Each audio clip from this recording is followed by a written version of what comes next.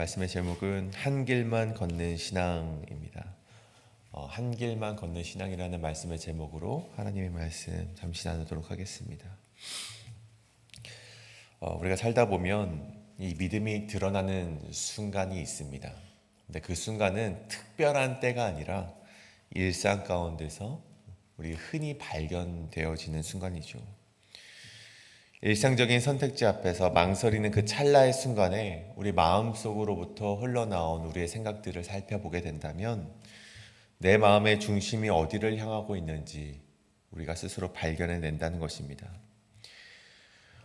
우리의 마음은요, 생각보다 쉽게 나뉘어져 있습니다.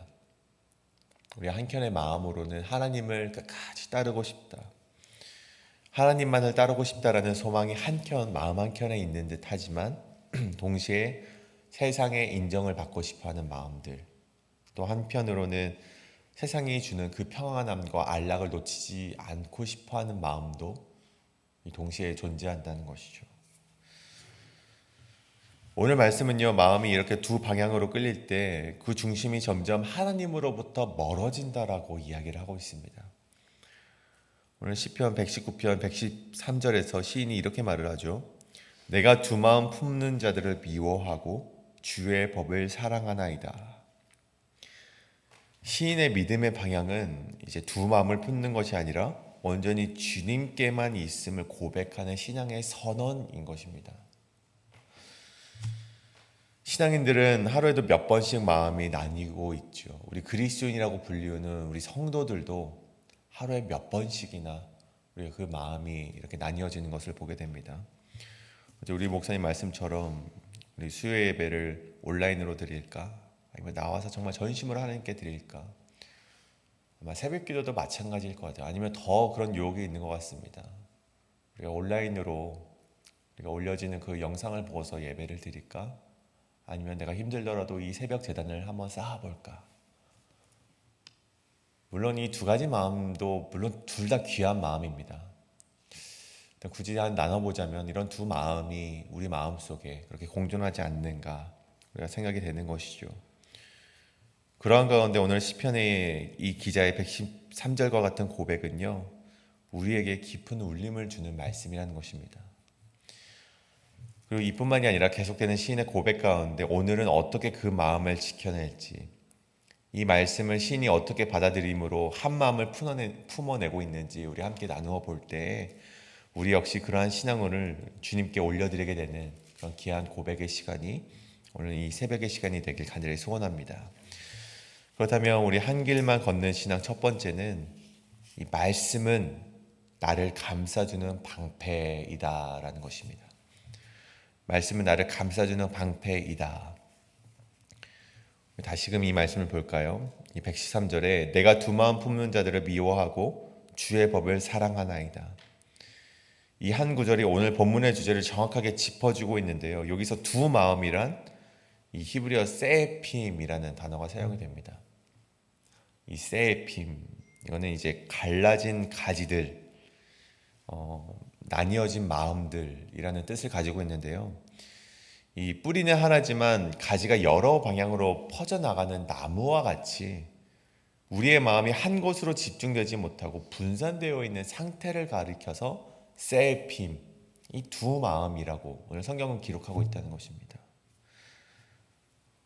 단순히 어떤 도덕적인 잘못을 저질러서 두 마음이 아니라 하나님을 사랑한다고 하면서도 동시에 세상의 가치와 유혹에도 붙잡혀 있는 사람들을 가리켜서 성경이 세에핌이라는 단어를 사용하고 있다는 것이죠.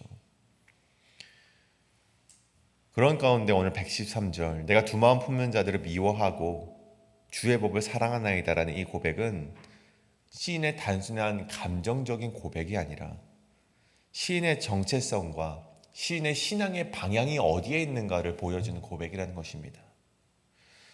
시인에게 다가오는 유혹과 때때로 그 마음속에 피어나는 불신과 타협적인 신앙을 이제는 거부하고 오직 하나님의 말씀의 한 길로만 걷겠다는 다짐이 오늘 113절의 시인의 고백이라는 것이죠. 그렇다면 이러한 고백, 이러한 결단이 어디로부터 시작이 되는가? 오늘 시인은 114절에서 그것을 보여주고 있는데 주는 나의 은신처요 방패시라. 내가 주의 말씀을 바라나이다. 여러분, 이런 고백을 하면서 여러분, 방패는 무엇입니까? 여러분, 방패는 전쟁에서 생명과도 같은 것이죠. 여러분, 칼만 가지고 나가면요, 여러분, 그 생명을 담보할 수가 없습니다. 담보할 수가 없어요. 최소한의 우리의 생명을 지킬 수 있는 도구가 바로 이 방패인데, 방패가 바로 이 시인의 이 말씀과 주님이 바로 나의 생명의 이 방패 같다고 오늘 고백을 하고 있는 것을 보게 된다는 것입니다. 이것은요, 추상적으로 하나님은 나를 도우시는 분이 아니고 어떤 뜬 구름과 같이 하나님은 나를 보호해 주실 것입니다라고 그런 뜬구름 잡는 소리가 아니라, 나의 신념 안에서만 존재하는 분이 아니라 실제적인 삶에서 나를 보호하는 절대적인 안전지대로 주님을 여긴다는 그런 시인의 의지가 담겨 있다는 것이죠. 여러분, 공황장애라는 질병을 혹시 아시는지 모르겠습니다. 한국에서는요, 이 공황장애라는 질병이 계속해서 많아지고 있어요. 영어로는 찾아보니까 패닉 디스오더라고 되어 있더라고요. 근데 이게 2017년도에는요, 이 질병이 한 14만 명 정도 되었는데 2023년에 집계하길 25만 명이나 되었다고 합니다. 약 한 70% 정도가 증가한 것이죠. 그래서 하루에 이 병으로만 700명 정도, 하루에 700명 정도가 하루에 이 질병을 고치기 위해서 병원에 간다고 합니다. 여러분, 공황장애라는 말이 굉장히 어렵게 보여지지만 뜻을 보면 그렇게 어려운 뜻은 아닙니다. 한자로 두려울 공과 당황할 이 황이라는 글자를 써서 일상생활을 하다가 어떤 포인트가 되면 갑작스럽게 두려움을 느끼고 갑작스럽게 이 당혹감을 느껴서 어지러움을 느끼고 기절까지 하게 되는, 정신을 잃게 되는 질병이 바로 이 공황장애인 것이죠. 저도 가족 중 한 분이 이 질환으로 굉장히 고생을 해서 어떻게 이 질병이 나을 수 있을까 굉장히 많이 찾아봤던 기억이 있습니다. 근데 그중 굉장히 효과적인 방법이 하나 있더라고요. 그것이 무엇인가? 여러 가지 이제 방법 중에 효과적인 방법이 무엇이냐? 나만의 안전지대를 만들라는 것입니다. 그냥 물리적인 공간이 아니라 심적으로, 심리적으로 이 내 앞에 네모난 공간을 만들어서, 이 공간은 안전하다. 이 공간은 누가 와도 이 공간은 나에게서 빼앗을 수 없는 공간이다 라고 상상하는 것이 굉장히 중요하다고 해요. 그래서 나만의 안식처를 만들고, 쉽지는 않지만 그것을 통해서 캄다운 할 수 있는 것이 바로 이 나만의 안전지대를 만드는 방법이라고 합니다. 근데 여러분 보십시오. 오늘 시인의 상황이 계속되는 상황 아닙니까? 고난이 주어지고 있고 굉장히 많은 유혹이 주어지고 있고, 오늘 말씀을 보면 이 악인들이 그들을 속이려고 속임수를 하고 있고 속이려고 하고 있고, 행악자들이 주변에 여러 가지가 있고 이 악인들이 공격을 하고 있는 상황에 있습니다.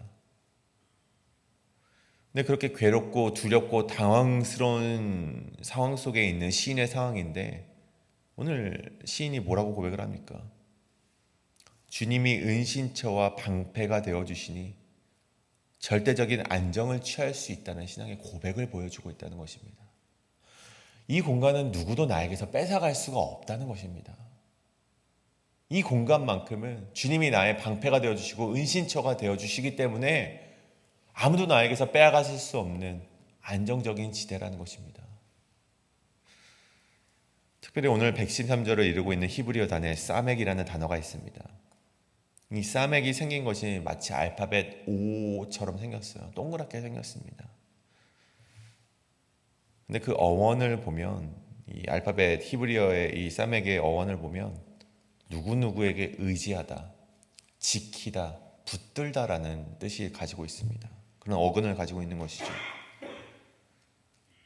그 말씀과 같이 시인은 오늘 이 알파벳을 통해 고난 가운데서도 버틸 수 있는 그런 시적인 표현을 보여주고 있는데, 말씀에 의지하였기 때문에, 말씀을 붙들었기 때문에, 주님을 나의 은신처로 여겼기 때문에, 방패로 여겼기 때문에 그러한 것들을 내가 버틸 수 있었다라고 오늘 고백을 하고 있다는 것입니다. 116절을 보십시오.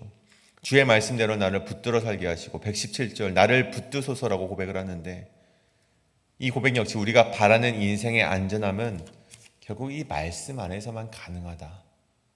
그것을 오늘 시인이 고백을 하고 있다는 것입니다. 사랑하는 여러분, 우리 역시 주님의 말씀 안을 방패 삼으시는 여러분 되시길 간절히 소원합니다. 여러분, 그때 우리가 붙드는 말씀이 우리를 붙들어주는, 우리가 말씀을 붙드는 것 같지만 오히려 말씀이 우리를 붙드는 그러한 삶을 여러분이 경험하게 되실 것입니다. 오늘 120절을 보십시오. 나의 몸이 주를 두려워하며 떨며 주의 심판을 두려워하나이다. 이 구절은 하나님의 말씀을 붙드는 그 경외가 단순히 감정적인 수준을 넘어서 몸으로 드러나는 신앙의 반응입니다. 전적으로 하나님을 의지하는 그 신앙 가운데 몸이 떨리는 그런 경험을 하고 있는 것이죠. 여러분, 그것이 어떻게 가능합니까? 세핌, 두 마음이 아니라 한 마음으로 하나님을 경외할 때 우리는 비로소 말씀 안에서 흔들림 없는 삶을 살아갈 줄 믿습니다. 이것이 바로 첫 번째, 말씀은 나를 감싸주는 방패이다입니다. 그다음에 두 번째, 한 길만 걷는 신앙, 두 번째는 세상을 보는 눈을 말씀에 맞추라는 것입니다. 세상을 보는 눈을 말씀에 맞추어라. 오늘 121절부터 시작되는 히브리어 알파벳 아인이라는 단어가 있습니다. 이 아인은요, 이 히브리어로 눈을 가리킵니다. 우리의 시선을 가리키는 것이죠. 그래서 이 연에서는 이 보는 것, 판단하는 것, 눈에 관한 그런 이야기가 우리가 느껴지게 되는 것입니다. 그래서 이 시에서는요, 이 세상의 판단 기준이 아니라 하나님의 판단 기준에 우리의 눈을 맞춰야 되는 것을 끊임없이 이야기하고 있는 것이죠. 여러분, 121절을 보십시오. 내가 정의와 공의를 행하였사오니 나를 압박하는 자들에게 맡기지 마옵소서. 그러면 시인이 세상 속에서 바르게 살려고 하지만 억울한 일들이 끊임없이 시인에게 다가오고 있는 것을 보여주고 있습니다. 그럼에도 시인은 다른 무엇이 아니라 하나님의 말씀만을 붙들고 있는 것이죠. 123절에 내 눈이 에나이, 이 아인으로 적혀인 이 첫 번째 단어죠. 내 눈이 무엇을 봅니까? 주의 구원과 주의 의로운 말씀을 보는데 그것을 사모하기에 피곤하나이다 라고 고백을 합니다. 여러분, 이 피곤하나이다라는 뜻이 주님의 말씀 보기 이제 너무나도 힘듭니다라는 뜻입니까? 그렇지 않죠. 이 시인은요, 주의 구원과 주의 의로운 말씀만을 보고 있다라는 그런 표현이 바로 피곤하나이다라는 표현입니다. 주의 말씀만을 사모하기 때문에 그렇습니다. 그런 의지를 보여주는 것이죠. 여기서 사모하다라는 뜻은요, 절실한 그리고 목마른 심정으로 구원을 기다리는 의지를 보여주고 있습니다. 눈이 침침해질 정도로 구원을 간절히 바라고 있는 시인의 모습을 123절이 보여주고 있는 것이죠. 그러면서 127절에 보면 그러므로 내가 주의 계명들을 곧 순금보다 더 사랑하나이다 라고 말하면서 세상의 가치관으로 좋은 것들을 기준 삼는 것이 아니라 변하지 않는 주님의 계명만을 의지하겠다라는 시인의 의지를 또 한 번 보여주고 있다는 것입니다. 여러분, 이 시대는요, 진리와 가치가 상대화되고 있는 시대를 살아가고 있습니다. 무엇이 옳고 그른지, 무엇이 바른지 사람마다 그 기준이 다른 것이죠. 하지만 시인이 무엇이라고 말합니까? 128절에 주의 모든 법도들만을 바르게 여기고 모든 거짓 행위를 미워하나이다. 오직 주님의 법도들만 바르게 여기고 그것을 진리로 여기고 그것만을 가치 있게 여기고 모든 거짓 행위를 미워하겠다라는 의지를 보여주고 있습니다. 단순히 감정적으로 싫어하는 것이 아닙니다. 진리 앞에서 거짓을 분별하고 단호히 거절하는 태도를 말하는 것이죠. 우리가 말씀의 눈으로 세상을 바라볼 때 비로소 흔들리지 않는 기준이 생겨난다는 것이죠.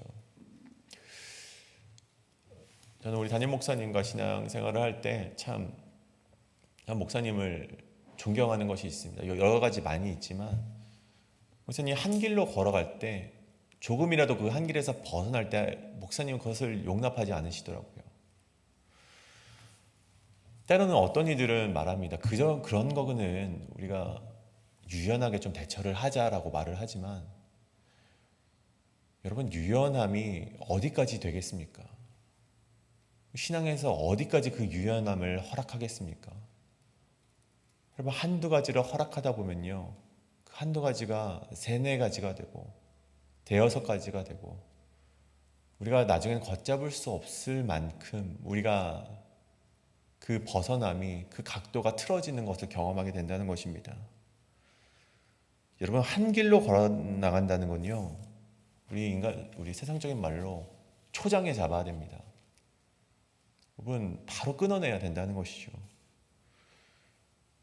저는 할 수 없습니다. 저는 아직 모르겠습니다. 저는 어려서 그런지 아니면은 신앙안에서 아직 내공이 쌓이지 않아서 그런지 잘 그것을 못하지만, 목사님의 그러한 단호함을 보고 정말 닮아야겠다라는 생각을 늘상 하고 있습니다.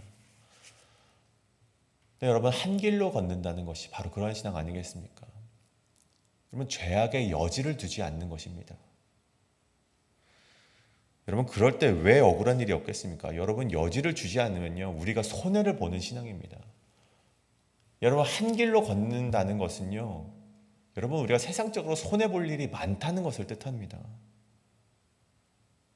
하지만 여러분, 그럼에도 불구하고 시인의 고백처럼 말씀의 눈으로만 보겠다는 것이죠. 우리의 눈을 하나님의 시선에 맞출 때, 하나님의 길로 맞출 때, 세상적으로는 억울한 일, 손해보는 일이 많이 있겠지만, 이제는 그 일에 휘둘리지 않겠다. 나는 그럼에도 불구하고 한 길로만 가겠다라는 의지를 보여주고 있다는 것입니다. 사랑하는 여러분, 오늘 시편 기자는 우리에게 분명히 말하고 있습니다. 우리가 무엇을 보아야 하는가? 어떤 것을 바라보면서 걸어가야 하는가?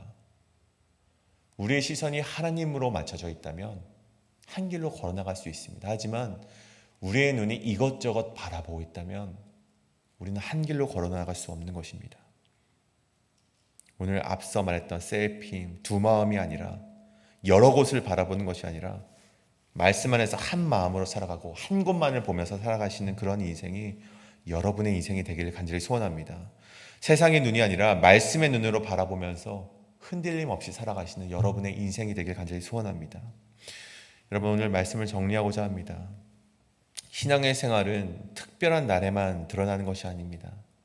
바로 오늘 우리의 일상 속에서 우리에게 주어진 선택지마다 주어지는 것이, 나타나는 것이 우리의 신앙이자 우리의 마음의 신앙의 밭이라는 것이죠.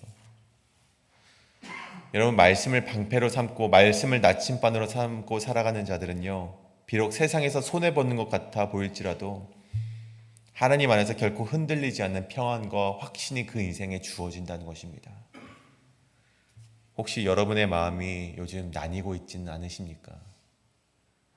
하나님을 따르고 싶지만 동시에 세상의 기준도 놓지 못하는 인생을 살아가고 있지는 않으십니까? 우리가 스스로에게 그러한 질문을 던져보시고 오늘 다시금 말씀 앞에 서서, 주님, 내가 두 마음이 아니라 한 마음으로 살아가겠습니다.